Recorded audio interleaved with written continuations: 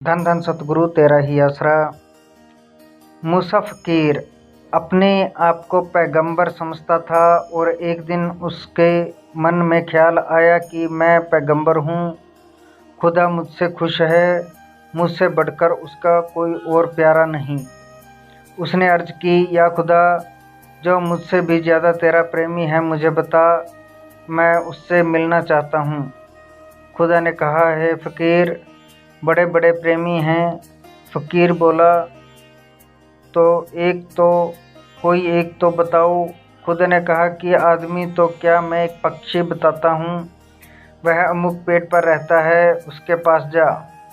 मैं तुझे वर देता हूँ कि तू उसकी बोली और वो तुम्हारी बोली समझ लेगा। खैर फ़कीर वहाँ गया, पंछी को बैठे देखा। फ़कीर ने कहा, कोई खुदा की बात सुना। पक्षी बोला, ए फ़कीर, मुझे फुर्सत नहीं। मैंने इतनी बात भी तेरे से इसलिए की कि तू मेरे प्रीतम के पास से आया है। फ़कीर ने कहा, तू क्या करता है जिससे तुझे फुर्सत नहीं? पक्षी ने जवाब दिया, मैं दिन रात परमात्मा का ध्यान करता हूँ, सिर्फ़ एक तकलीफ़ है। उसने कहा, यहाँ से दूर एक झरना है जहाँ जाकर मुझे पानी पीना पड़ता है। फ़कीर ने पूछा कि झरना कितनी दूर है?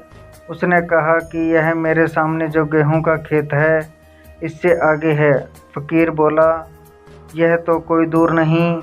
इस पर पक्षी ने कहा, मैं तुझे क्या बताऊं, मेरे लिए तो इतना भी मुश्किल है क्योंकि सुमरन छोड़कर वहां जाना पड़ता है।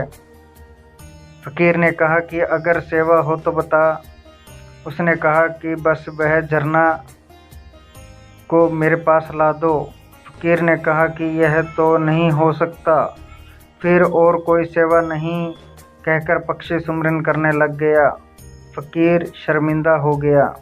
मतलब तो यह है कि जो खुदा के सच्चे आशिक हैं उनका उसके साथ इतना प्यार होता है कि पल पल उनका ध्यान खुदा में ही लगा रहता है। हम भी अपने आप को सतगुरु की सेवक या सेवादार समझते हैं। क्या हम भी सतगुरु का नाम पल पल ध्यान करते हैं? फिर हम कैसे सेवादार हैं? यह साखी अक्सर पूज्य मैनेजर साहिब जी सत्संग में फरमाते थे। धन धन सतगुरु तेरा ही आसरा।